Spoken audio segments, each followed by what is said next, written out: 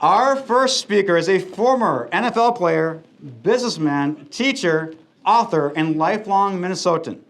Matt Burke spent 11 seasons with the Minnesota Vikings and 4 with the Baltimore Ravens, earning himself 6 trips to the Pro Bowl and 1 Super Bowl ring to cap his career.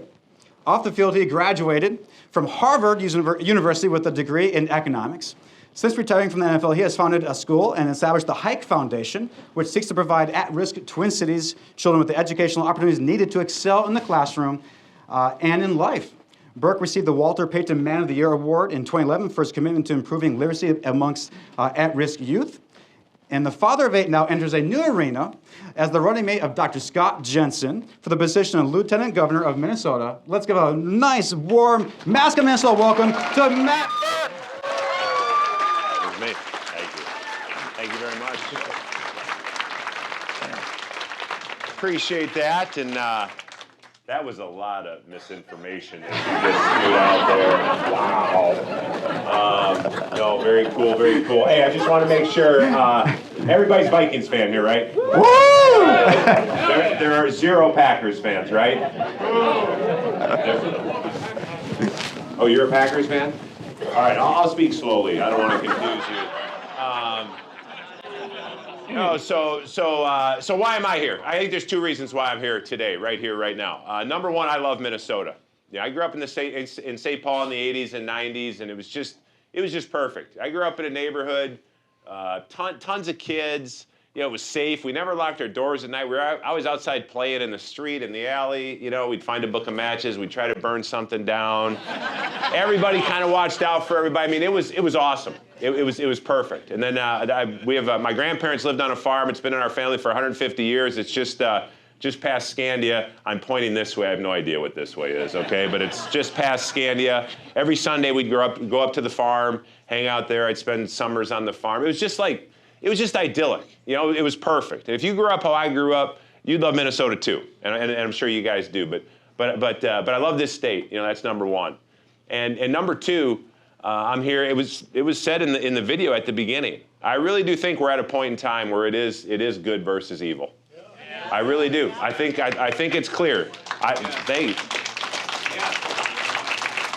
That's not. I'm not trying to be over the top or hyperbolic. I mean, I think that's it. And I think if you don't believe that, then you're asleep at the wheel. Yeah. I mean, we've seen these last 2 years what big government's done to us, try to do to us. We see collusion with big tech, with big pharma, with the mainstream media. And hey, I mean, you know, one of my favorite pastimes is to sit around and complain. I'm very elite at complaining about a lot of things. But you know, there comes a point where you have to do something, because the world is run by those people who show up. Yeah. Right? And it's time that more, you know, in my opinion, regular folks like us show up and not leave the leading or the governing to the politicians anymore. I'm just kind of sick and tired of it. Yeah. And so I just like to share a couple thoughts with you. You know, number 1, yes, I am running with Scott Jensen. He is a medical doctor. So I'm not going to give out any medical advice here today. I'll leave that to him. But you know, I didn't know Scott before any of this. And about 14 months ago, I was on an airplane, and it happened. Scott and Mary were on the plane as well, and I had met Scott and told me he was going to run for governor, and I knew what he was doing. I knew that he was standing up at great personal and professional risk to him. He was standing up and speaking the truth, even though I was not a medical doctor. You know, I didn't see a global pandemic going on. You know, I didn't see with my own eyes. I didn't believe. I mean, I don't know if I'm smart, but I'm not dumb. You know, I mean, I try to read and dig in a little bit, and I really appreciated what Scott was doing. It took a lot of courage. And to me, I'm a big fan of courage. You know, I think to be a leader, that's the first quality you need to have, is you need to have some courage. And Scott was doing that. He told me he was running for governor. And my wife and I said, well, we'd like to help. So started hanging around him a little bit and started going to some of his events. And it was really incredible to me when I'd go to his events how many people there were just like me, who had never really been showing up, never been involved in politics before, but for a variety of reasons decided it was time, like a majority of the people at his events. And so it was really this true grassroots organic movement that was going on. And that's what we all kind of, we talk about. I think we all long for that in politics. Is a movement. Somebody who's in it for the right reasons, right? It's supposed to be by the people for the people, and so kind of just got more and more involved and started spending more time with Scott and Mary, and it was just like, wow, really liked them personally, and Scott asked me if I'd consider being his lieutenant governor, and I said no. No, and then about a month went by, and he came back, and he asked again. I knew what that was like to have to ask somebody a few times. I mean, I'm married, It took me. My wife's way better looking than I am. But you know what? And then my wife and I talked about it and prayed about it and thought, this makes sense. This is what we are being called to do right now. So. Couple things that are really important to me. Education. Education changed my life. You know what? I mean, I grew up, my dad threw newspapers. My mom worked at a nursing home for 35 years. She sat by the bedside of a lot of people who passed away. Both very service-oriented people, worked hard, all those things. But education, I was in school, and when I was a kid, they thought I had a learning disability. And then I got to the 5th grade, and Ginny Sullivan, God bless her, I'm sure she's in heaven right now. She said, he doesn't have a learning disability, he's just lazy. And she was right. And, I started to perform well as a student. And I wasn't a great athlete growing up, which you guys obviously know, because when you're not a great athlete, you become an offensive lineman. That's nobody. There's no kid tonight, kneeling down, saying his prayers, saying, God, please make me an offensive lineman. I'll guarantee you that's a prayer that's never been said, okay? But, tried everything and then went to play offensive lineman. But because I was a good student and I was an offensive lineman, I got into Harvard and it's like kind of like one of those things that if I can do it, anybody can do it. Anything's possible, right? If a kid's got adults that take an interest in him and believe in him and I think teach him the right things, anything can happen. Anything can happen. But education's important to me. As mentioned, my wife and I, we started a school 3 years ago, and this was kind of our approach. I'm a Catholic school product. My parents, we didn't have any money, but somehow they found a way to send us to Catholic school. It's important. It was important to my parents. If I didn't send my kids to Catholic school, my dad would whoop me, and he could still whoop me. But it's important to us too. We wanted a Catholic school because faith is important to us. Okay, that was number one. But number two, we wanted to do a little bit differently, because here's the thing: in education, one size does not fit all. We got all different types of kids in different types of places, different types of learners, all these things. One size did not fit all. But I mean, public school, government, they kind of think it is. I guess they kind of think it's like healthcare. One size fits all. I didn't say all the jokes would be funny, all right? I'm kind of making up as I go along here, right? Okay, so here's what we want to do. We wanted a Catholic school, but our learning model, we wanted it to be a little bit different.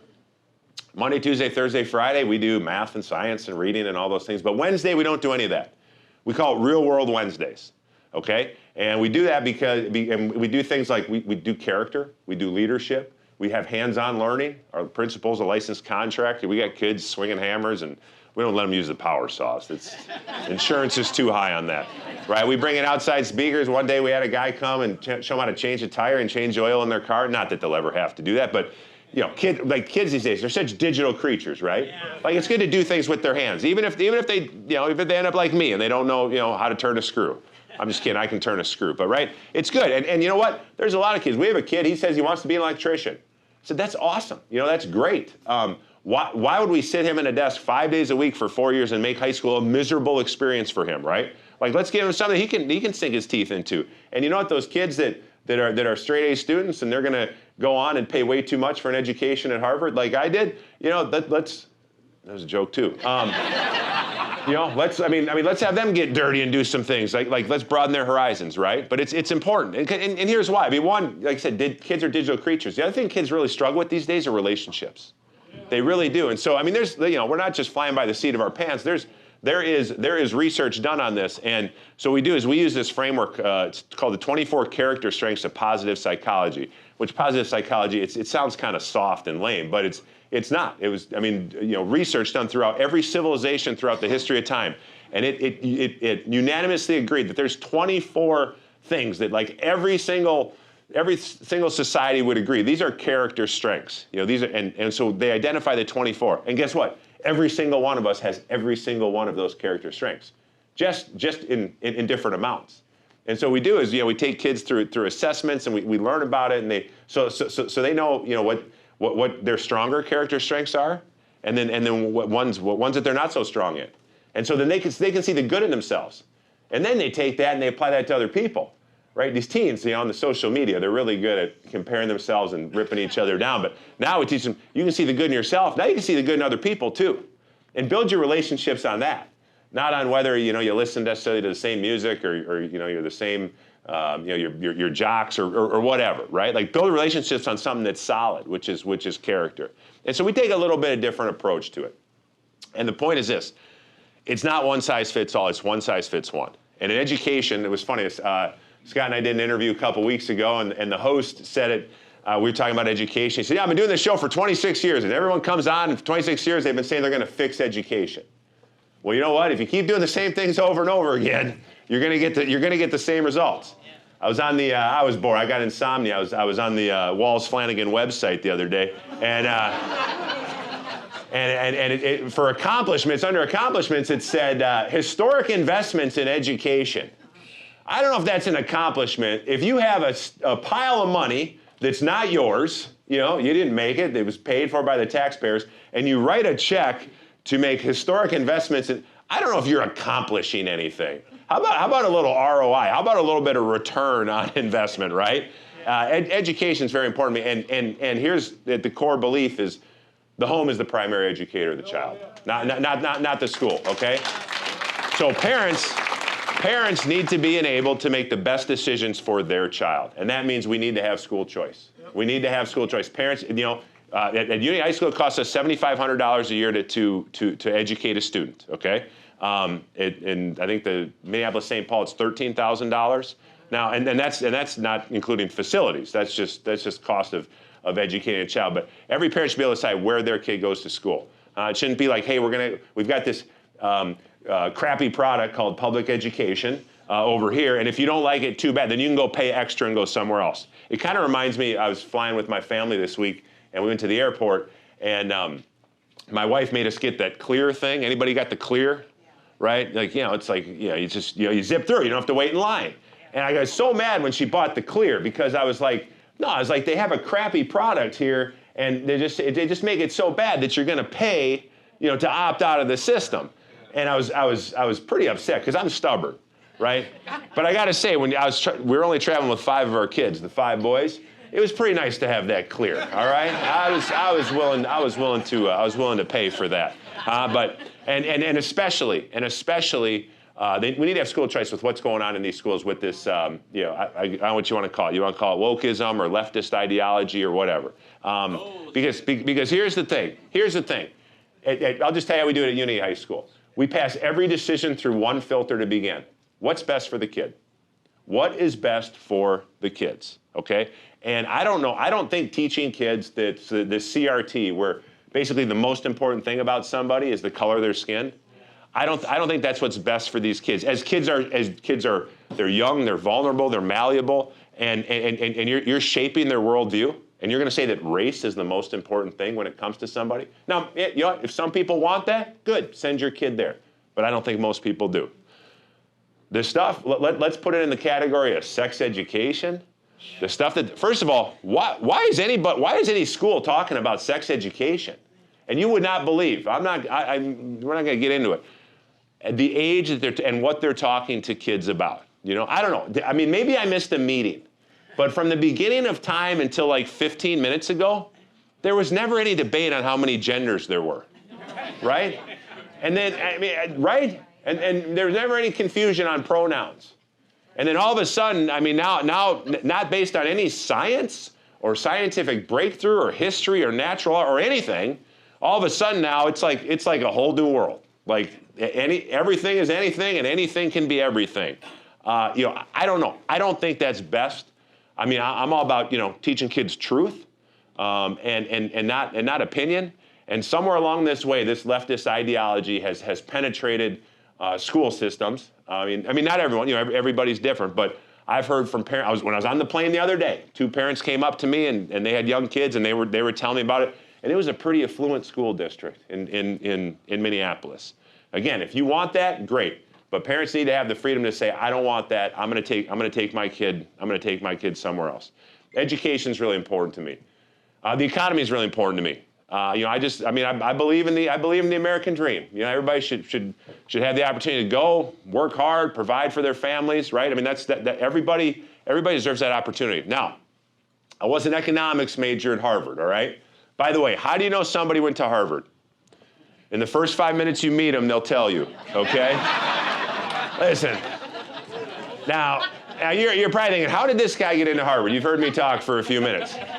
Harvard likes to win football games too, okay? I could rush the passer coming out of high school. That's how I got into Harvard, all right? But let me just say this. You're gonna hear a lot of things about Minnesota. And for a long time, Minnesota's, done pretty well, and people will say, Minnesota's economy's great. I hear this all the time. We got 19 Fortune 500 companies. We don't. We actually have 16. And 16, it's pretty good, I guess, because you figure Fortune 500 companies, 50 states, the average is 10 a state. But let's think about that for a sec. And full disclosure, in college, I took 32 classes in college. I got 1A.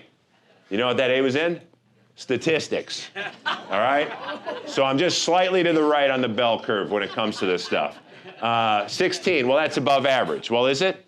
You got states like Alaska, Hawaii, Rhode Island, really tiny, Vermont, Montana, Wyoming, right? Those states have 0 Fortune 500 companies. So 16 is about right, actually. But that's good. It's good to have a good foundation. We do have a well-developed, a diverse economy in Minnesota, in the cities, which is good. Big business is fine, except for the ones that donate to the Freedom Fund that bail criminals out of jail. Don't necessarily appreciate that. But big business is good. But so we've got that going for us. You're going to hear this a lot. Minnesota unemployment, whatever, 3%, 2.6%, whatever. Here's a problem we have in Minnesota, and this is it's kind of like the vaccine stuff. You just got to go just one layer deeper, okay? Just one layer deeper. What we have here in Minnesota, we have a problem. We have a couple problems. We have an erosion of the labor force. More people leave Minnesota than move to Minnesota. I'm talking about people that already live in the United States every single year, okay? There's not a lot of people saying, hey, I got to move to Minnesota and start my career, all right? So it's a problem. The other thing is, too, is top 5, business and personal tax states in the country. Childcare, cost of childcare. So a lot of people just say, it's just not worth it for me to work. It's not worth it for us to be a 2-income household. It just doesn't make financial sense. So don't buy into the fact that unemployment is so low in Minnesota. If it was not for legal immigrants, and I'm all for legal immigrants are an important part of our economy. If it was not for legal immigration, Minnesota would have a population decline in the last 15 years. The other thing, our state GDP growth is below the national average the last 20 years. The last 20 years, for a lot of the factors that I just said. So is our economy good? It's okay. You say it's okay, you could say it's pretty good. I'm not into pretty good. I'm into being the best. That's why I left the Vikings. Okay? No, I'm serious. No, listen. Listen, you're happy for me? Thank you, I appreciate that. I was happy for me too. I love the Vikings, but I knew it wasn't going anywhere because there kind of was this culture, it's good enough. It's I don't know, I'm not into good enough. I'm not saying, listen, I've lost a lot. I've failed miserably, but I'm not into my mindset is not good enough. Especially in football. If it's good, and if you say, that's good enough, there's a saying, it's good enough to get you beat. Because as soon as you think things are good enough, and I think you look at the last 20 years in Minnesota, some of our economic factors, it takes a long time for big ships to sink, okay? Scott Jensen was alive when the Titanic sunk.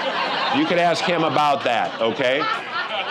No, but seriously, it takes a long time for big ships to sink. And there's been leaks for a long time.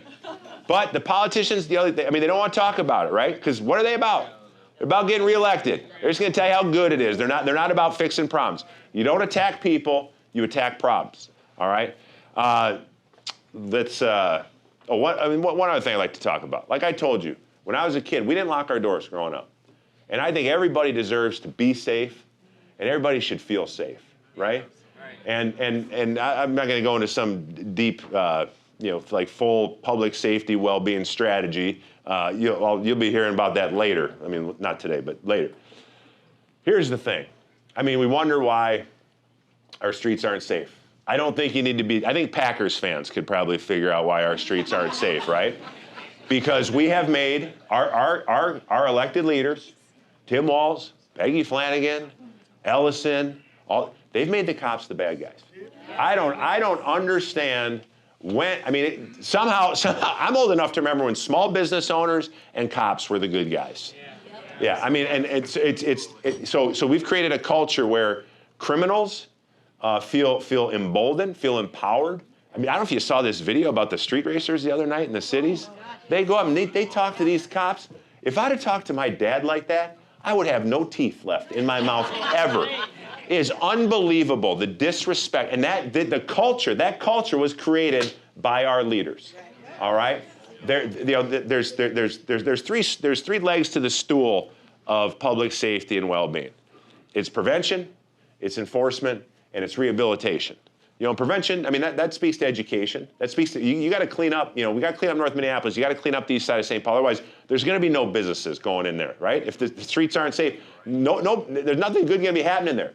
And kids are going to grow up in that, and they're not going to get education, and they're just when they get older, they're just going to keep perpetuating the vicious cycle. The rehabilitation, we got way too many liberal judges who don't think that crime should be illegal, and we got to take them. But the most important leg is law enforcement. And law enforcement is the police, men and women. And that's all they should be doing is enforcing laws. We're asking them to do too much. Obviously, they're under-resourced. There's not enough officers. They don't have enough training. But that is the most important leg of the stool is law enforcement. And this leads into, go ahead, clap it up. Clap. And this leads into the Second Amendment, all right? The Second Amendment, I mean, hey, if the government's not going to protect us from the bad guys, we should be able to protect ourselves, right? Second Amendment. I know that Scott will speak on that as well. But I mean, here's the thing. I believe that there's good in everything. In the last 2 years, I mean, I'm not gonna be able to sit up here and put a nice bow on it and summarize it in a few sentences. There's been a lot of bad stuff going on. Some of it self-inflicted, some from the government, this and that. But I'd like to think that we're going to come out of this better as a whole, as a country, and certainly as Minnesota, right? Because it's like the pandemic, or the measures taken against the pandemic, exposed a lot of things, And let's say, I mean, I'll be honest. I was complacent, I mean, I was kind of into what I was doing, right? Things were fine. I mean, as far as I was concerned, like it was working for me, so like, right, you just go along. But everything came to a halt. We got to see really, how far our government wants to reach into our lives. We got a peek inside the classrooms. We got to see what was actually going on with our kids. I mean, I think that's a blessing. I think that was a challenge. I took it as a challenge to me, like, okay, it's right here in front of you. What are you going to do about it? And we've all got a role to play in it, right? It's like on a football team. Denny Green used to say, know your role, accept your role, and be the best at your role, all right? We've all got a role. The world needs linemen, okay? I'm a lineman. I don't know. People say, why are you getting into politics? I say, because I like pain, okay? I don't mind running my head into a wall every single day. God didn't make me smart, but he made me kind of tough, all right? So I don't mind. But you've got a role to play. I've got a role to play. But we all know. We all do. We all do. Well, you're right. But we all know that to win a championship, you got to have what? Heart. Yes, you're right. See, I feel like, I speak at like hundreds of schools, and it's like I ask a question, I'm like, yes, that's a good answer, kids, but that's not the answer I'm looking for. No, you're all right. What do we need? You got to have a quarterback. Good leader. You got to. And the quarterback, first and foremost, is a leadership position. First and foremost. Tom Brady's the greatest quarterback in the history of the world, right? He's won 7 Super Bowls. But he's lost 3. I've never lost 1.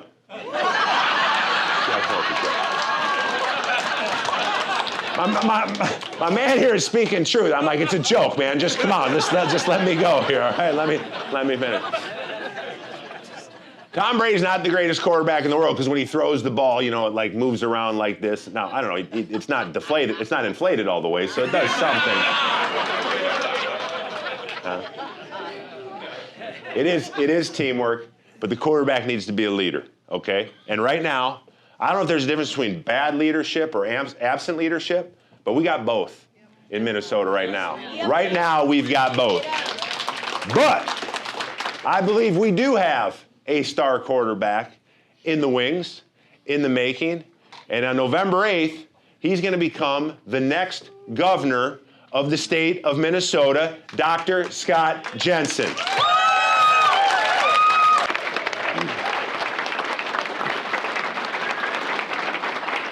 You were a quarterback too, weren't you? I was. Tell that story. Thank you all for being here. I guess I'm going to have to take off where he left off. So Matt was a center, but he referenced me being a quarterback, and I was a quarterback in high school. But I never had Matt Burke snap the ball to me. My pulling guard on the right side was a 135-pound kid who really had a lot of determination, but he just got mowed over. And so it's interesting that here we are again.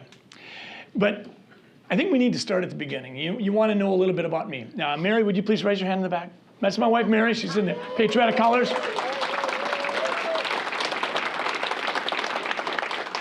I'm a kid from Sleepy, Minnesota. When I was growing up, there was just one class in football and basketball. It usually ended up being the big school against a small school. And the small towns, we'd stick together. We'd always root against, the big schools. It'd be maybe St. James against Minneapolis North or Edina or something like that. But my dad was my hero, and my mom was my best friend, and I had 4 siblings. And it was a wonderful childhood. The whole village contributed. Like Matt said, the chief of police wasn't the bad guy. He was the guy, if he caught you throwing tomatoes at a car, he'd come along and say, do we need to go home and have a conversation with your parents? And I'd say, no, I'm never going to do this again the rest of my life. And I'll write that down 100 times. But that's the way I grew up. But I also grew up like so many of you folks. I was taught to ask questions. So why was I taught that? Why were you taught that? Well, I was born in the 1950s. And if you remember, there was the Red Scare. And if someone threw out the word communist, you could be labeled for life, even if you had nothing to do with communism. Then you move into the 60s, and you remember the Bay of Pigs episode. And we knew that our government hadn't been at its best. Then we moved into the 70s, and we saw Watergate.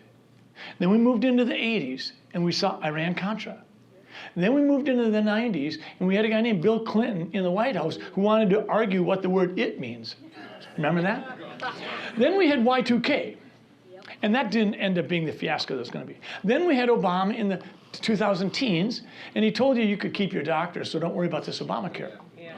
And then we came into the decade we're in right now when we heard Tim Walz tell us one Minnesota. And we're hardly one Minnesota. We're the most fractured state we've ever been. So that's why we were taught as kids, ask questions. So I think that as is the case with so many powerful initiatives like Mask Off, it starts with one thing, but it becomes another and another, and it expands. If you remember, go back to World War II. If you look at the 1930s and you look at it carefully, we could see some things happening, little things that people chose to push aside. It's going to be okay. And then the little things grew into something bigger. Then there was a night called Kristallnacht, the night of the breaking glass. Then there was the book burning. And it kept growing and growing, and a guy named Hitler kept growing in power, and World War II came about. Well, in a way, I think that's why you're here today, is you sense that something's happening, and it's growing little by little. Probably the best way to look at where we're at today is let's just go back in time. Let's go back to January of 2020. We saw President Trump vacate the White House. We saw actually the election that was in 2020. We saw the pandemic first show a few cases in China. In February, we had the first death in America from COVID-19. In February and March, we were told, don't wear masks. They're not effective. We were told, we're going to have to socially distance. We're not going to do what the studies show, which is 1 meter, 3 feet, 39 inches. We're going to do 6 feet. We were told we're going to have to lock down businesses. It's never been done before, but we're going to do that. We were told we're going to quarantine not just the vulnerable, not just the sick, everybody. That went on for 2 or 3 months. We were going to, for 15 days, flatten the curve so that we wouldn't overwhelm our healthcare facilities. 15 days stretched onwards. Some businesses were told that they were essential and safe. Some were told that they weren't essential and they weren't safe. But always, through the whole time, you couldn't go to church, but you could go to the largest candy store in Minnesota. You knew that you had to be asking questions, and so you asked them. Then we started to see the pivot in April of 2020. When I raised my hand and said, you're asking me to put COVID-19 down as a cause of death when this patient of mine has been on hospice for 5 weeks and has had a chance to say their goodbyes because they have stage 4 colon cancer. They know they're going to die. But in the last 48 hours of their life, they were exposed to someone who had had a positive PCR test. The patient never had symptoms of COVID. I raised my hand and said, that's not right. You're going to corrupt the data. You're asking me to do something unethical. I expected to have someone call me from the Department of Health and say, hey, doc, thanks for the heads up. We'll fix it. That's not what happened. What did happen is 2 months later, I got my license investigated for the first of 5 times. And the 5th investigation is still ongoing. The other thing that happened in April was the lockdown was continued. And then we got into month of May. That was the real point. I don't know if you remember this, but it was in May that Dr. Fauci and Mike Osterholm and many like them said, what are you idiots doing? You've got to wear masks. Why aren't you wearing masks? Well, because you told us not to. You told us to save them for the healthcare workers. That's what happened. It was in May of 2020 that we knew there was something going on, something that we would never have guessed. We saw the inflation of the counts. We didn't even know yet about the PCR test. The fact that they were cycling it so many times that even Tony Fauci said, when you cycle it 46 times, all you're doing is identifying dead nucleotides. No, what happened in May was we were then told, if you don't start following my orders, says Governor Walz, we're going to have 74,000 people die in the next few months, and you're going to have more than 1,000 people die in Minnesota every day in the middle of July. Fear-mongering. That's what happened. When you paralyze people with fear, they lose the ability to analyze for themselves. Thank heavens that you folks have said, we're done with that. We've had enough. If you just keep marching along, people have asked me, what would you have done differently than what Walz did? And the word in my head, or the 2 words that go on in my head, are long meetings, because I was in the Senate at the time, and we had a lot of long meetings. The L, and we're just going to go through that long meeting. The L was lockdowns. There was no justification for them. The O stands for one size fits all. It doesn't. Governor Walz was treating Kitson County in northwestern Minnesota with 0 cases, just like Hennepin County. It made no sense. The N stands for his nursing home policy. We saw how nursing home patients were brutalized in New York. We didn't realize at the time how much Cuomo was lying, but we did know that the people were dying. And Governor Walz put the same policies in effect in Minnesota. And sure enough, Minnesota became nation leading in the number of deaths that were in nursing home patients. The G stands for the goalposts were constantly being moved. You were told, well, if we can do this or we can do this, then we can go ahead and do this. And then it changed. Then we get to the M in long meetings. M, the modeling that took place that we were told, this is why you have to abide by these policies I'm putting in place. And then they wouldn't show us the data that informed the assumptions that go into making a model. And we were told that a couple of 23-year-old grad students from Minnesota that had never done any modeling were invited in to be a big part of that weekend's work. And by Tuesday, they thought it was sort of nifty because the whole state of Minnesota is being locked down based on work they did that they never done before. And that wasn't their specialty area. We saw this over and over again. Then we go to the E, and that was the epidemic of fear. And it just kept being ramped up. Then we go to the other E in the word meeting, and we talk about the emergency powers. We knew the emergency was no longer an emergency. This wasn't moment-to-moment decision-making. This was weeks or months. We saw Governor Walz start to use emergency powers as a political tool, bargaining for the legislators to give him what he wanted, and he would give them a little less emergency executive powers. I don't know if you remember in March of 2020, but he put an emergency order in place, and it was this. He didn't come after me as a physician then. He went after the pharmacies, and he said to the pharmacists, do not dispense hydroxychloroquine prescriptions, doctor's right. We're not going to let you do that. 4 months later, he removed that emergency order, and he never told you. He didn't want you to know because he wasn't proud of it. That was what was happening. Emergency powers were being abused. And then the T in meetings, long meetings, the T was for transparency. Governor Walz decided he was done with transparency because every time he did anything transparent, people would ask questions, and he doesn't like questions. He wanted to be an emperor. So transparency is gone. Then we get to the I, and this is where things really started to stink because he went back and he said, immunity doesn't matter. All that matters is immunizations. You got to get vaccinated. Never mind that the phase 3 trials Pfizer did had no pregnant women in them, no breastfeeding women in them. They wouldn't let men who were going to be sexually active without using contraception be a part of the study. They were clear on that. They did not want to do that. They said, we're not going to be vaccinating those groups of people anymore. They're not going to be in phase 3 trials. And that wasn't the case. And then we go to the N in long meetings, and that's natural immunity. All of a sudden we were being told natural immunity doesn't count. Well, you just saw the video maybe 45 minutes ago where Fauci comes out and says, well, the best vaccine against influenza is definitely getting the disease and recovering. And then we go to the G, and the G stands for groupthink. And we were so immersed in groupthink in Minnesota, we couldn't think for ourselves. All we did was follow either Governor Newsom from California or Governor Cuomo from New York, and Tim Walz was getting promises from these folks that they'd be there to cover his back, and oh, by the way, he'd probably get a crack at their Rolodex regarding their donors. That's what happened, and that's what I do different. Every one of those things I just mentioned was the wrong move. And in the end, the person that should be most insulted because of all those things that happened under long meetings is you folks. Because you were not trusted. You were not trustworthy. You were told, you're going to do what we say or else. There's a young lady who runs a restaurant over on Gull Lake. She has over $100,000 of fines and permit violations because she chose to be open and try to feed her family, pay her bills, and she owns a business called, I think, the Iron Waffle. This is astonishing. So this is where we're at today. So I think now we go to masks.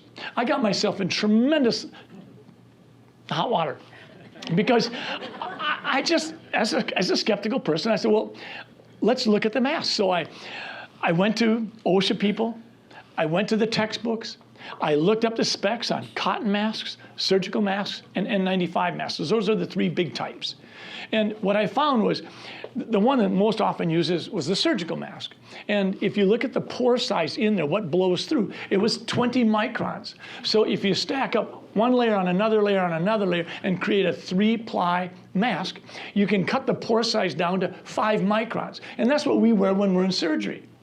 Well, how big is 5 microns? Well, the smallest thing you can probably see is if you pluck a hair from your head and hold it up to the light, you can see that hair. And that's about 50 microns. So we're talking about 1/10 the size. And it's about the size of a red blood cell.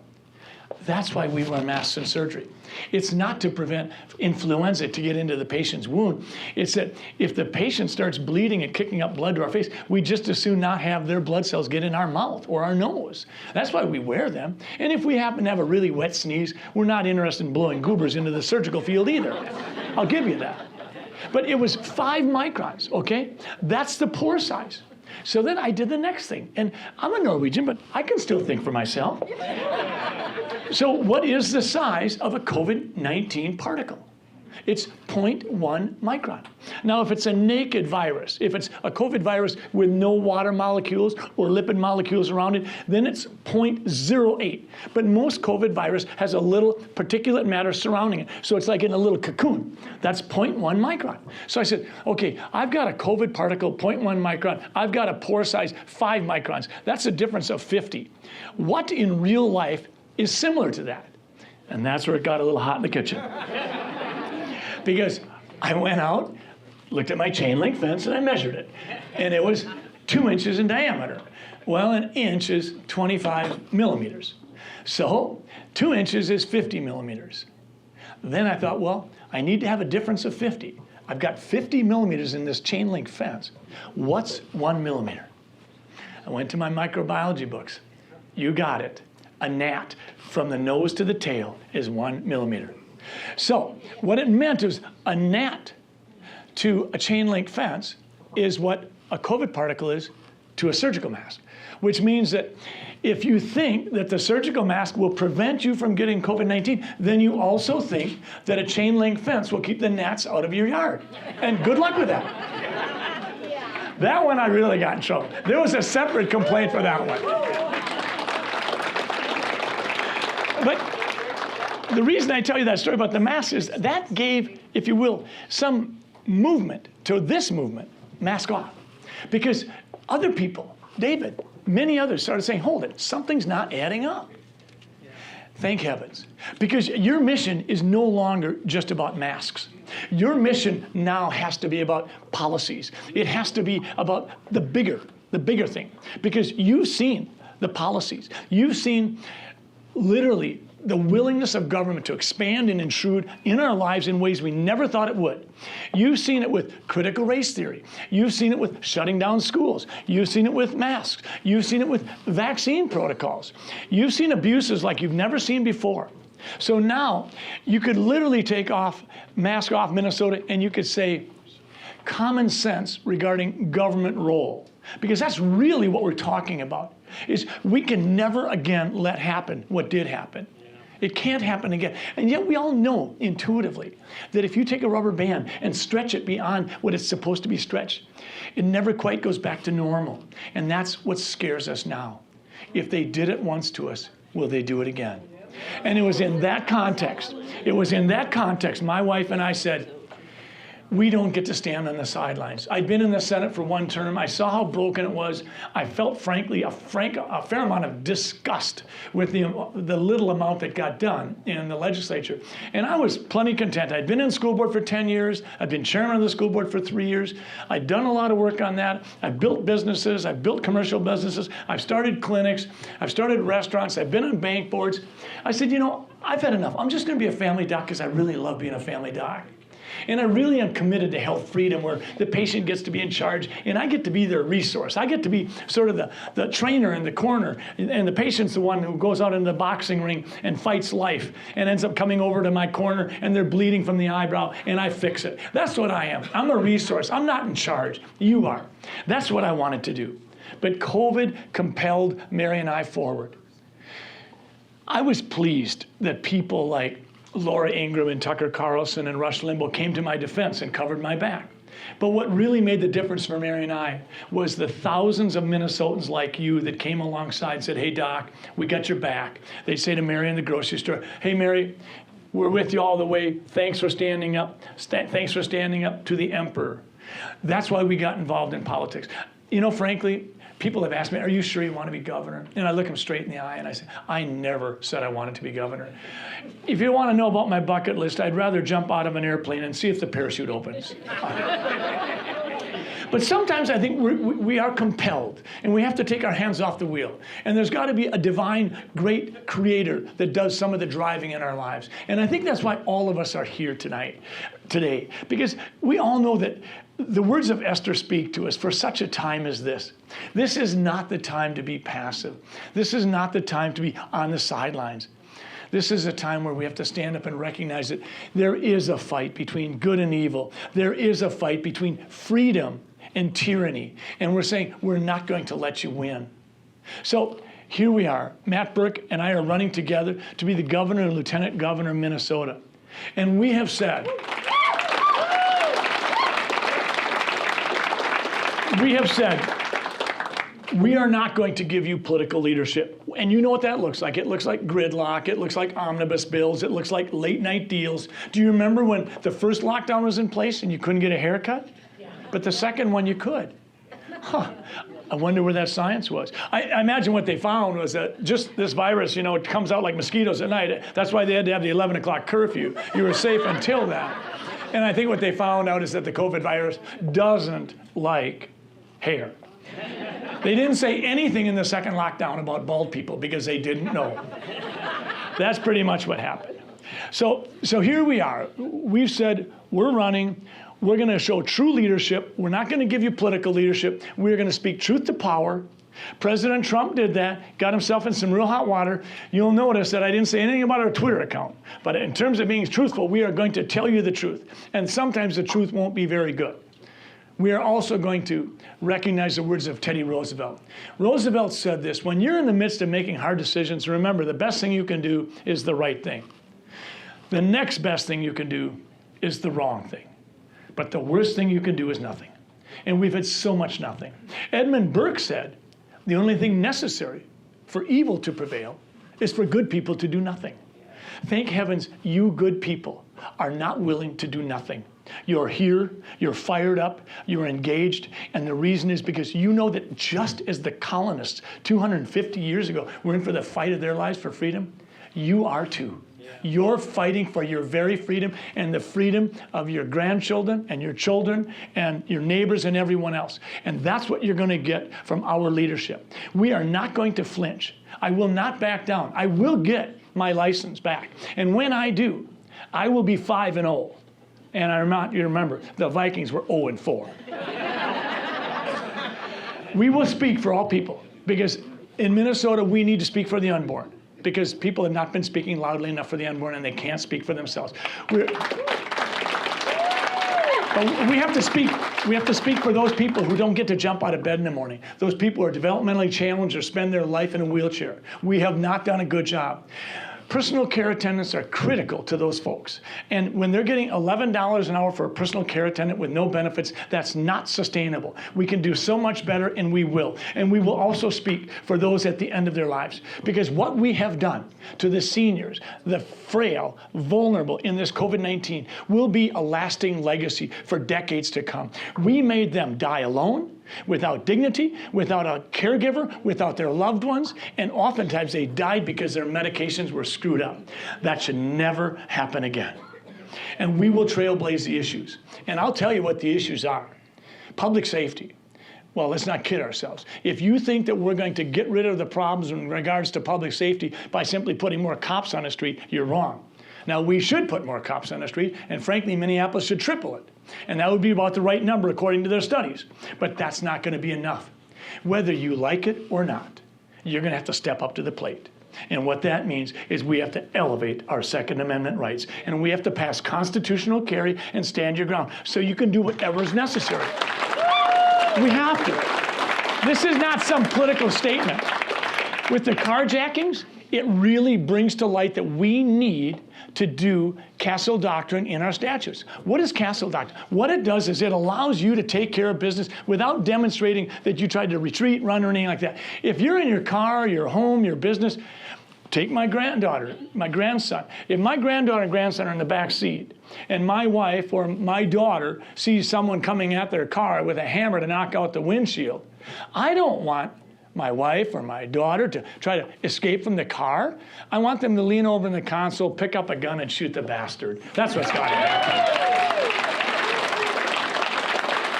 But there's more issues. We have got to have voter ID. The thing that gives... People don't realize that when you have elections with integrity, that allows you to have the succession and transfer of power. And we've done that for 250 years. That's been a staple and a hallmark of our country. When you don't have elections that are trustworthy, you're not going to have a peaceful succession of power. So what we can do is, let's quit calling you a name because you're concerned about elections. Let's just do this. We'll make it easy to vote, hard to cheat. And if you do cheat, spend some time in jail. Okay? And we'll do what 46 out of 47 countries in Europe do. You have a photo voter ID card, and that's how you vote. vote. You get your card, you get one ballot. Simple. You are not conspiracy theorists because you're worried about what happened in 2020. We do not have to quibble about how much vouching, how much harvesting, how much abuse of absentee ballots went on. We don't have to worry about how many mail-in ballots went back in, even though a lesser amount were sent out. What we can acknowledge together is that it's wrong and we got to fix it. And the Democrats were screaming bloody murder in 2000 with the hanging chads and in 2004. So why are they calling us names now? Because we share their concern. Let's just fix it. All right. Now, if you think we're going to fix public education by having someone get elected to school board, walking into the first school board meeting with a big white hat on and say, there's a new sheriff in town, I'm here to fix public education, it isn't going to happen. You know how you fix public education? You do exactly what Matt Burke and his wife did. You start schools, you homeschool, you do charter schools, because a rising tide will raise all ships. I was on the school board for 10 years, and I learned one thing. If you think that you can make significant change in the culture of a school district without having the teachers, parents, and students on board, you are all wet. It isn't going to happen. You have got to challenge them.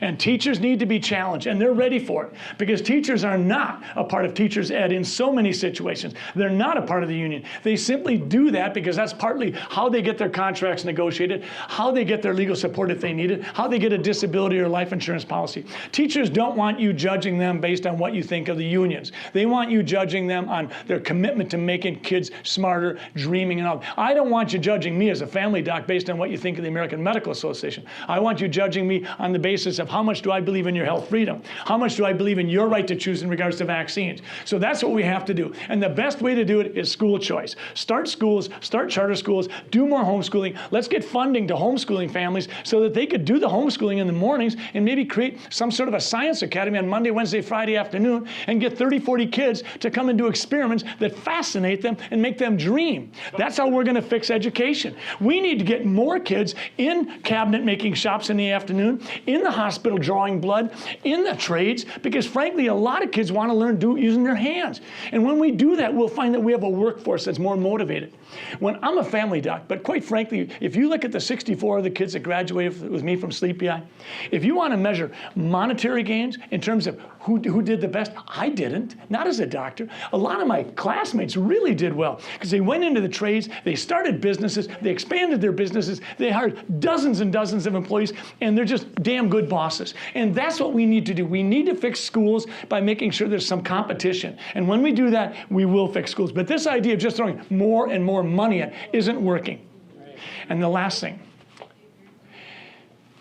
we cannot let science be sacrificed at the altar of political science.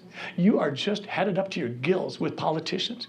We have a political class out there that says, we will decide for you what you're going to be, if you will, given as an opportunity in November. Have you ever wondered when we go to vote in November, this is the best we could offer these two people? I mean, honestly, Joe Biden? I mean, you mean Brandon? Yeah, I mean Brandon. I mean, seriously, there's an MMSE test that I use in my office to help people determine whether or not they have just a little bit of innocent memory loss or whether or not they might actually have early dementia. And there's a variety of things we do.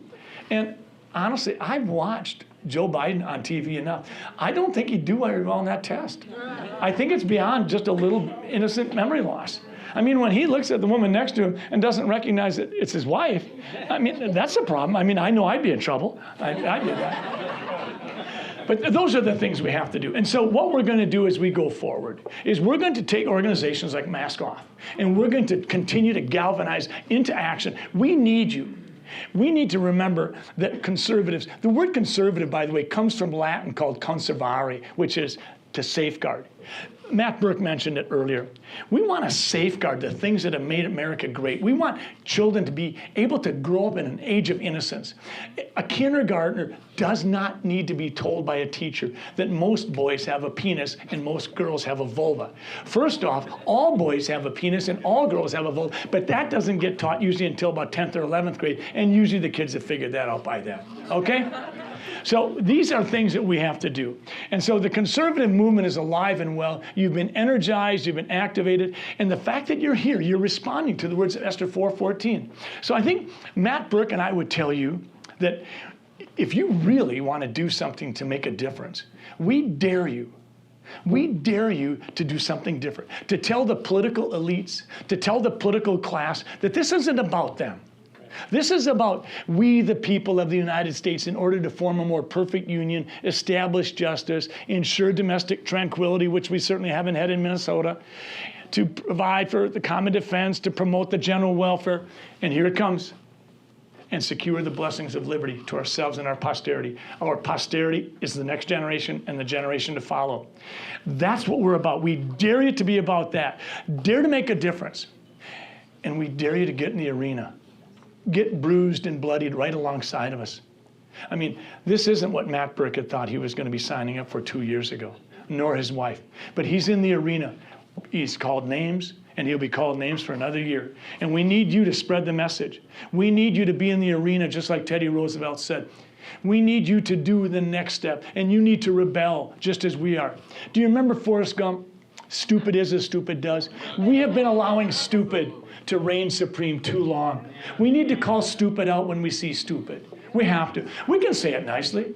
I can say, sir, I don't agree with you. I think you're stupid. Oh, well, maybe we could even do it more gently than that. But I think we've got to be able to say, listen, we've had enough. We're not going to do this anymore. Mask Off is an organization that said, we're going to call stupid out for what stupid is. And that was something we learned in Forrest Gump. But lastly, I'm going to ask you, embrace the words of Esther 4:14. For such a time as this. Go ahead and pull those words into your life. Don't stop. We've got 8 more months before this election. We need you to embrace exceptionalism. Do you remember what Ronald Reagan said about being a conservative? Because I'll tell you, Matt Burke and I are both conservative Christians. We're constitutionalists. We think that happens to be our Bible. But Ronald Reagan said, it's all about faith and family and freedom. And it's about respecting the wisdom of the founding fathers and the documents that they gave us. It's about less government, minimal amount of government, lower taxes, and protecting the unborn. It's about celebrating exceptionalism wherever you see it. Don't run from it. Don't try to mask it. Don't say that exceptionalism happened because of the color of the skin. The exceptionalism happened because someone was exceptional. And always regard individual liberties. If you're doing something where you're taking away someone's individual liberties, you better stop. If you're talking about kids, you better ask yourself one question. Is this for kids or against kids? And we know that socialism is a failed experiment. It's not going to work. Human nature doesn't work that way. And we also know that you get peace through strength, not by begging. And lastly, we all have the responsibility to try to be that bright, shining city on a hill. And from an individual perspective, what that means is we've all got to do the absolute best that we can do. So I'm daring you to embrace something different. This time, let's run a well-funded campaign. And through the work of you folks, we have shattered all fundraising records. Let's run a campaign this time. Thank you. Let's run a campaign this time that's got 500,000 people following us every day on social media, that's got 100,000 people following us on Twitter. Let's run a campaign that has 100,000 people that said, we're signing up to be a part of your team. We have shattered the records, and it's because not of an individual. It's because of a set of convictions that are being elevated and pushed forward in a compelling and convincing fashion. And you folks are doing a lot of that pushing forward. So I dare you to embrace something different, something powerful. We need a movement to push back against the machine of the left.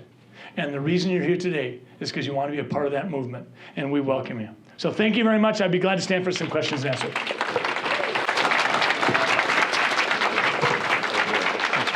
All right, folks, we actually are going to do some questions and answers in just a moment here. We do have a special presentation. So we understand, that Dr. Jensen, sometimes gets himself in sticky situations, declaring, a mask similar to a gnat in a chain link fence and all these other things that get him in a sticky situation. And we're really hoping that, by him choosing, Matt Burke as his lieutenant governor, that he's going to really show Dr. Jensen how to roll with it, how to roll with these sticky situations. So from Mascot, Minnesota, and Tobies, we want to actually hook up Dr. Scott Jensen and Matt Burke with some amazing rolls, crumble rolls, cinnamon rolls, and a bunch of other goodies right here. So this is for these guys right here. I'll take those. All right, Matt Burke's taking them. Can we have a big hand for Chris, the owner of Tobies? Where's Chris? Chris, thank you so much. We are going to address actually Chris in just a bit. We're going to thank him officially in just a bit. But we do have some questions for you folks here. We actually have one of our original founding members, Nicole's going to come up and actually let's give Nicole a nice round of applause right there.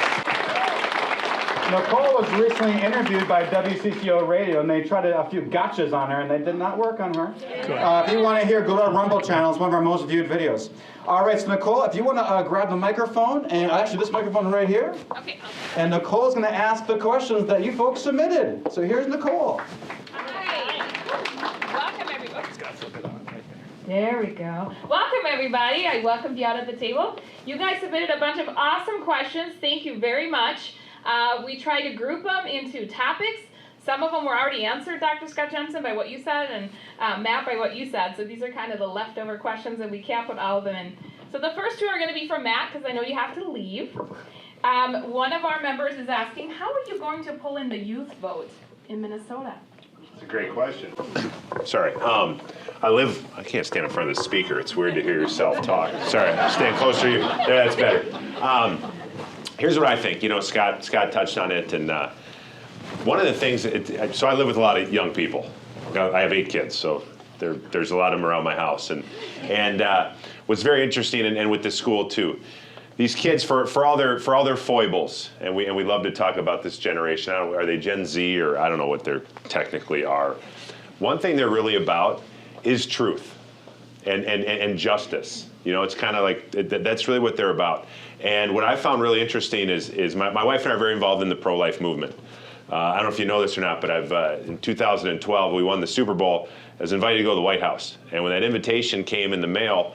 A couple days before that, then President Obama was the first sitting president to ever address Planned Parenthood. And at the end of his speech, he said, "God bless Planned Parenthood." And you know, that it didn't sit real well with me. It's an asinine thing to say.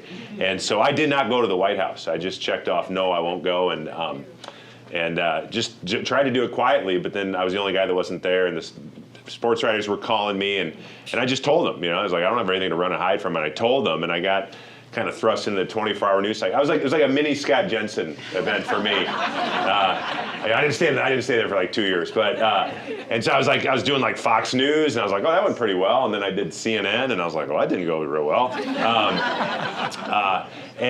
But it was interesting, and I'd say this too. Everyone's like, wow, you know, it took a lot of courage, and I told you, I'm big into courage. But you know, after that, everyone's like, so people come up to me all the time, and they say, why are you pro-life? I'm just kidding. Nobody's ever asked me why I'm pro-life. Like, you don't have to explain why you're pro-life to anybody, right? And I say, you know, every 8-year-old is pro-life. You know, I mean, it doesn't make any sense. Long way to answer is today's generation in justice. This is the pro-life generation. I don't know if has anybody ever been to the March for Life in Washington D.C. every year? You know, there were peaceful protests that went on in Minneapolis last year. That's a joke. If you've never been to the March for Life in Washington, D.C., they don't even know how, it's hundreds of thousands of people, and it truly is a peaceful protest where you start on the lawn by the monument and you march up to the Supreme Court, and there's never one issue. A majority of those hundreds of thousands of people are youth. They are the pro-life generation. I do think with the ruling coming out in the Dobbs case, it's going to get turned back to the states. There will be an opportunity to end abortion in this country. I'd like to see no. I think that is one of the ways we'll get in. That is the pro-life generation. The other is I have a daughter who graduated high school in 2020. 2020. She was, you know, the COVID class, where the spring was taken away from them. There was no ceremony. And she goes to college, and she's got to be locked in her dorm room for most of her freshman year. You know, the loneliest person in the world is a freshman in college away from home, and then you tack COVID on top of that. It's had real effects on her. I think these 18, 19, 20, 21-year-olds, they are engaged. You know, not like I was when I was 20. I was not, didn't care one way or the other. It didn't affect my life. They've been affected by government overreach, and so you know, I think it is I think you're going to see a lot of them come out and vote, and they know what they want, and they know what they don't want, which is what we've had. Let me just add real quick if I could. That was my question. You can't add, Scott. See, a lot of times, quarterbacks just can't be on the side. You always got to get in the limelight. When I talk to millennials and Gen Zs, they're asking different questions, and we need to elevate their questions. And their questions are thoughtful. Here's one of the questions I hear a lot from them. Okay, if you're going to make me get a vaccine, and I don't want to, and if I don't get it, I get fired, then who's going to take care of me if I have an adverse reaction? Because the pharmaceutical company doesn't have any liability. And they're saying, where's the consumer protection come into play? And then they're asking me the question, so what we have is, for the first time in history, we have a huge pharmaceutical company, Pfizer, $35 billion of revenue in 2021 just from one product, a product they have no liability for because it's been protected, it's a vaccine. And they're asking, where's corporate responsibility? So when we ask Gen Zs and millennials to the table to help solve problems, we can't be talking down to them. We need their help. They're seeing things that we aren't seeing. And we need to honor what they're seeing. And when we do, they'll be with us.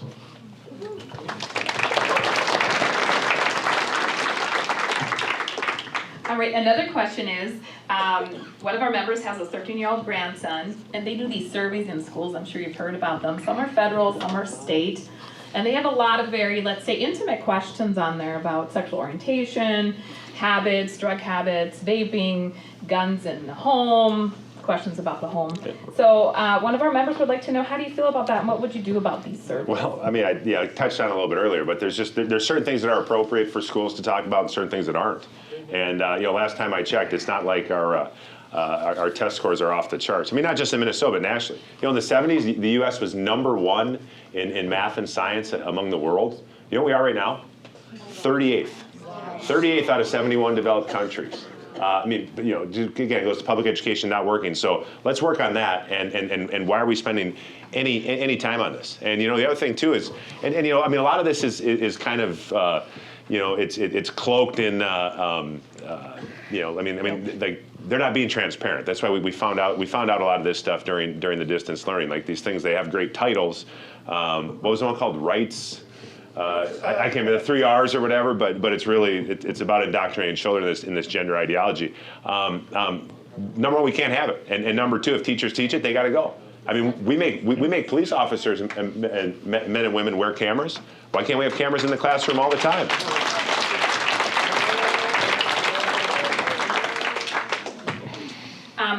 How do you see Dr. Scott Jensen as different from the other candidates? Well, a quarterback. He's a quarterback. I'm sorry, than the other candidates or than the governor? The other candidates. I could. Okay. I think there's 6 other candidates. So one, obviously, he's not a politician. I think what Scott said is important. The political elites have had. It's like we've given you guys long enough. Okay, you've screwed it up enough. I think that is a definite strength that Scott. I think it's perfect. He had 1 term as a state senator. He chose not to run again. He knows how screwed up it is. I don't know what I'm getting into. I'm sure on November 9th, I'm going to wake up and I'm going to say, oh, God, crap, what do we get into? He already knows. He's not telling me, which is fine. But just enough experience to know to know what he's getting into, but not to be indoctrinated, if you will, in the way that politicians and the way that they think about the Capitol. It's just about Scott too, and I mean this. Scott is a very high-functioning individual, not just a highly accomplished doctor. He's a businessman. He's multiple businesses. He's a pilot, for crying out loud. He's one of those guys where you're like, really? Do you have to be awesome at so many things? I asked him, I said, Scott, do you sleep at night? Because he's always sending me articles, reading stuff. And I like to think I get a lot done during the day. But I said, Scott, do you sleep? And he goes, yeah, I sleep every day from 12:30 to 5. That's not enough for me, okay? I need at least 6 hours. But, I think he's one. I think one of the things I really, really appreciate about Scott is he's very intellectually curious. Likes to talk about things like, hey, let's throw everything out on the table. Not afraid to put things out there that, I mean, he's got a lot of great ideas that stink. Right? I mean, I'm serious, but that's how you get to what's best, right? You can't be afraid. So, Scott's he's not beholden to polls. It's not like he's got to win, and quite frankly, he's not beholden to any party either. I think Scott and I are really focused on doing what can we do that's best for the most amount of people and for our state as a whole. That's it. And if it makes some people mad who are supposed to be on our side, so be it. So be it. In an arm wrestling competition between you and Dr. Jensen, who would win? Serious questions only, please. I put out a video the other week. He didn't know it was coming out, but I said the great thing about Scott is if you're at a picnic and you get something stuck in your teeth, you can just borrow one of his arms to get it out.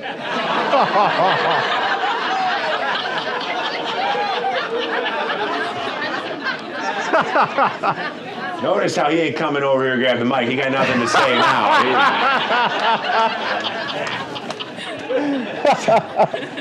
Did this turn into the Matt Show, or is Scott going to get questions too? Good.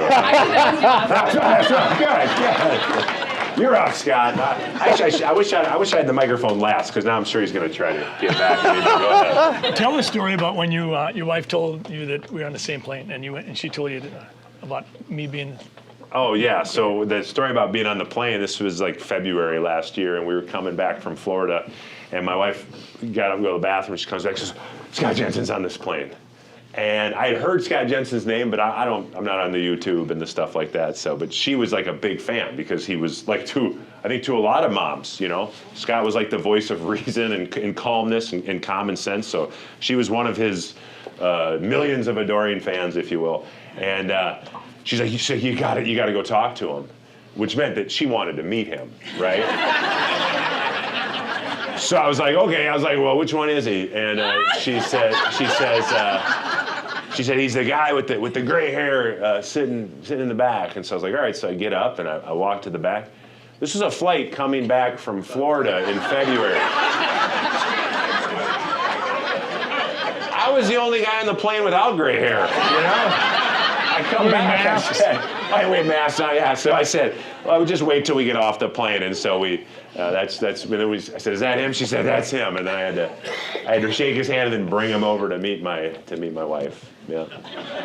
Nicely done. But I do not believe in coincidences. I mean, I look at that one kind of chance meeting. Because that day, Scott, he asked me, he said, are you running for governor? And I said, no, are you? And he said, yes. And I don't know why, but I just said, well, we'd like to help.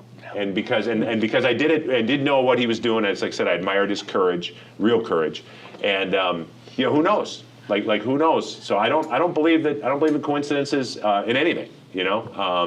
And it's pretty incredible, and it's fun to be here. Thanks, man. Fun to be here. Thanks, everybody. You got to get going. I do have to get going, yeah. So speaking of coincidences, Matt shared a story. I'm going to share a quick one about my wife. I am confident that when I pass from this earth and I get to meet my Creator, I'm going to ask him, did anybody ever pick up a girl with the line that I used? So I was at the University of Minnesota, and I was going over to St. Paul, and it was a snowy January morning, and I'm walking down the aisle of the bus. It was a 16A bus, and the bus was crowded, and it's a cold January morning, and it was 1975. And finally, I found an open seat, and there's a pretty girl sitting there, an open seat, and I said, is this seat taken? She said, no, go ahead. So I sat down, and I was raised in a proper Norwegian home, so I know how to build relationships. So, I stared straight ahead for 15 seconds, and at that point in time, we hadn't had any arguments or bad words, so I felt like we knew each other and we were getting along. So I glanced at her, and my eyes got big, because right in front of her chest, she was holding on to an Erlenmeyer flask, which is sort of it's a chemistry flask that's fat on the bottom and it skinnies up at the top. And the thing about her flask that really made me interested was she had lined the whole thing with aluminum foil. Well, as bad luck would have it, she caught me looking at her flask. Awkward. So I just said the only thing I could think of. I said, are you trying to oxidize an aldehyde into a ketone? And her eyes lit up, She said, yes. 3 months later, she told me when I said, someday I'm going to marry you. I said, ooh. And 2 years later, I agreed. And 3 years later, we got married. And we have 3 wonderful children. We have Christy is a doctor, and Jackie's a doctor, and Matt's a lawyer. But we love Matt just as much as the other 2, even though he's a lawyer. So that's how I met my wife. A match made in heaven, right? A match made in heaven. German, stubborn, Wisconsin, cheese curd eater, Green Bay Packer fan. Whoa. Still married her. Or she still married you. Valid point. Yeah. All right, one of our members was asking, if elected as governor, what's the first thing that you think you should do? In the first 100 days, we should do 6 things, and it should not be that difficult. We'll start at the top. The governor going to the legislature saying, I want to rewrite emergency powers so never again do we have a single individual being able to act like a king. This should be an easy one. The legislature will say, thank you, we'll do it. So that's first, okay? And we should be able to do that in the first 5 days. There should be no damn disagreement. Every time the governor asks for another stint of time for him to be the emergency person, it should go up. It should go from 50% to 60% to two-thirds to 75%. Because if the emergency is still there, the House and the Senate will approve it. They're responsible people, but we got to do that. The second thing we should do is we should absolutely, and we should have this all laid out. I'll tell you one thing when I was in the Senate, what it did trouble me is it was the House of Representatives in Minnesota that was willing to take on the harder conversations. They were far more courageous. The Senate, it was sort of stodgy. And we go to our caucus and say, well, we need to talk about, oh no, we don't talk about that. That could be a problem down at the next election. The House they'd have these knockdown dragouts and they would talk about the tough issues. And that's what we need to do. But what we should do is we should go into January with this 3 sets of gun legislation all ready to go. Stand your ground, constitutional carry, and Castle Doctrine. We should be able to do that in the first 2 weeks because I think we're going to have the House and the Senate. So those would be 3 bills that we pass. That's going to help restore public safety a lot. These felons and thugs, once they realize that they might just get shot in a moment, that'll help them understand. The last thing you want to do is put up a gun-free zone sign. A gun-free zone. I mean, you're inviting people to come in and cause problems. So those 3 things, plus the emergency powers, then the next thing, photo ID. Get it done. Once we get it done, we'll see less screaming from the other side because people realize this is not unreasonable. This is what more than 25 states do. We'll just get it done. We'll have a couple of elections, and people say, hey, this makes sense. I got together with the people from Maricopa County that were boots on the ground doing the forensic audit of their election in 2020. One of the biggest concerns they had was not that 282 dead people voted, because that really troubled me. And they said, no, that wasn't so bad. They thought it'd be more. But what they were really concerned about was the number of mail-in ballots that went out. The ones that came back, there were 9,000 more that came back in. That's crazy. You know you've got a problem. We don't have to quibble. We don't have to call one another names. We need to fix that. And then the last thing, all we need to do is just do student choice. And we're not going to be putting a check in your checkbook as a parent. We're going to say these 75% of the weighted average distribution per kid is directable by you. Where do you want it to go? And once we do that, we'll fix a whole lot of problems. Matt and Adriana Burke started their school by going to a church that had space. They rented it, and they started it. I mean, it seems like an incredible task, but next year will be the first year they have a graduating class because they had first year the freshmen and then sophomores and juniors. So they're going to have a graduating class next spring. That is going to be a heck of an achievement. And we need to have that all over because there's nothing magic about an education. We do it in the homes all the time with our children and our grandchildren. We show them how to count, and then we show them how to read or to say something, and we get them to sound out words. We've got to take the lead on that. We cannot say to the government, you get to share in the parenting responsibilities. No, they don't. That's what we need to do right out of the box.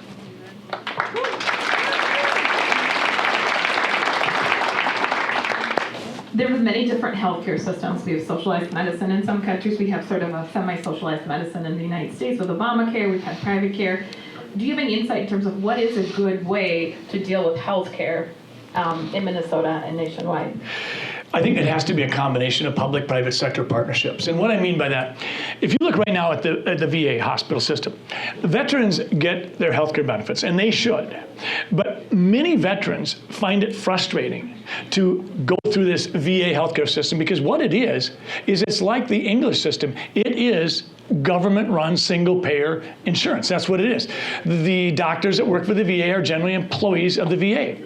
And oftentimes, that's very frustrating. So I have a lot of patients that are veterans, and they go to the VA once or twice a year. That way they get their meds covered, and they get hearing aids and some things like that. And they earn them. They should. But they want to come and see me in the private sector. And that works pretty well. But I think you need to understand, if we go to a single-payer system, if we go to a government-run system, our system collapses.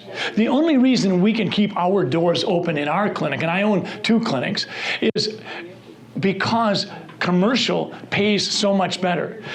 Let's just be really candid for a moment. We'll just say that you're 40 years old. Yes. We'll say that you're 60 years old, and we'll say that you're 80 years old. Okay, this 40-year-old is, he's got his insurance through Blue Cross, and he works for Target. Okay, he comes in for a sore throat, and I treat him with amoxicillin. We get about $200 for taking care of that for him in our clinic. This woman is 60 years old, and she's on medical assistance, and she has the same sore throat, and we do the same thing, and we don't get $200, we get about $50. This gentleman who's on Medicare, because he's 80, we get about $90. So we get $90, we get $50, we get $200. Who do you think sustains our system? This gentleman. All right. Now, the reason we do that is if you go back to the 1940s, that was when government made a deal that if the employer pays for the health insurance, it's not an income that you have to pay tax on. So, if you will, there's a reason for that. But right now, that's the way we're structured. And if you took all patients and lowered them to the medical assistance or the Medicare, the system would collapse. We need to be creative. There's a clinic in Oklahoma City. It's a surgical clinic. All they do is take cash. And they do an incredible job. But they're a surgical clinic, and they will take care of, you can go down there, and they can do a hernia, and the whole thing may cost $2,500, and you're done. Do you know how many people go across the border when they go down to Arizona or California or whatever? They go across the border to get their dental work done in Mexico. The dental work is very high quality. Oftentimes, there'll be dentists that were trained in the U.S. There's a Mayo Clinic surgeon who flies down to Mexico 1 weekend a month and does surgical procedures, and he's a Mayo Clinic surgeon, but he goes down there and it's a moonlighting gig for him. He enjoys doing surgery, he takes care of a lot of people, but there's a better way to do it than what we're doing it. When I was in the Senate, I was chairman of the Healthcare Access and Affordability Committee. I think it was the first time a first-year senator was ever appointed to head a committee, but Paul Gazelka asked me if I'd do that, and I did. And one of the things we really tried to focus on is low-value services. We do so many low-value services that we know aren't going to provide us any meaningful data, but it does cover our backside in terms of malpractice. We do a lot of CAT scans we don't need. We do a lot of lab tests we don't need. We do a lot of surgeries we don't need. If you're going to bring common sense into the healthcare equation, you're going to have to lean into patients. Patients have a lot more common sense. If you want to die cheap, you got to go to Dubuque, Iowa. It only costs $50,000. If you're going to go to Manhattan and die, it's $250,000. That was a study done several years ago. It's way more expensive to die in Manhattan because they're going to do a lot more to you before they let you go through the doors and with the funeral home, the mortician. So these are real things. We have to start having these conversations. We really do, because we have not had the hard conversations. And the only way you're going to do that is if the physician advocates for the patient and the patient learns to trust the physicians. Then we can have a real conversation. And if we don't do that, we're going to continue to have a broken system, but we're going to have to continue a public-private partnership, and we cannot have single payer. What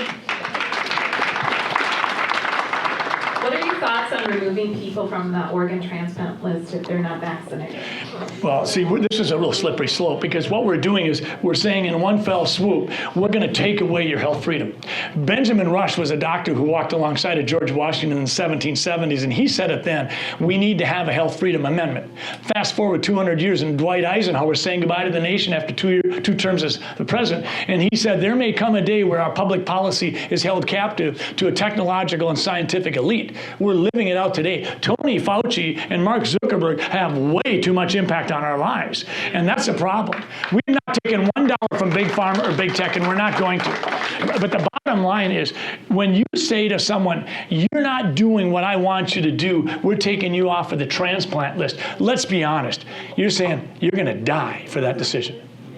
You will let people stream across our southern border, not have to abide by our vaccine rules. They'll get a chunk of cash, they'll have a roof over their head, and they don't have to follow these rules, but U.S. citizens have to follow the rules, and if they don't, they'll be removed from a transplant list and dead. How wrong can that be? What is your stand on taxing Social Security? Well, now this question, let's broaden the question. We should not be taxing Social Security because you've already paid tax on it. But the conversation doesn't stop there. The conversation has got to go, why do we have a personal income tax in Minnesota? How come 20% of the states can go without that? Why don't we look at, what are 1 out of 5 states doing? If you look at Minnesota, we have smaller population than Wisconsin. Let's just look at a couple tax metrics. We collect 150% of what Wisconsin does in personal income tax. We collect 133% of what Wisconsin collects on sales tax. We've got to ask ourselves, let's dream big. What would Minnesota look like if we didn't have a personal income tax? What if we raised the sales tax another percentage point? What if we had a sizzling economy whereby companies were moving to Minnesota, we were expanding here? Because frankly, that's where the real juice comes from, is growth. So if we stop this conversation just because we talk about the abominable practice of taxing Social Security income, we're not going far enough. We've got to go out there and have that big, bold discussion. How do we get there? How did South Dakota do it? They used to have an income tax. They got to none. How do we do it? How does Florida and Texas do it? If we don't have that kind of conversation, then we're just putting our head in the sand and we're not the great people we should be.